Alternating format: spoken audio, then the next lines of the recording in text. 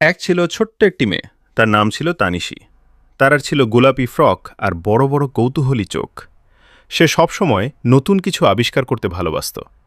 একদিন সকালে তারা তাদের বাড়ির পেছনের বাগানে খেলতে গেল। হঠাৎ সে দেখতে পেল একটা ছোট্ট ঝকঝকে প্রজাপতি উঠছে। প্রজাপতিটা যেন তাকে ডাকছে। তারা ধীরে ধীরে প্রজাপতির পিছু নিল। প্রজাপতিটা তাকে নিয়ে গেল বাগানের এক কোণে, যেখানে আগে কখনো সে যায়নি। সেখানে ছিল রঙিন ফুল, মিষ্টি গন্ধ আর ছোট্ট একটা ঝর্ণা।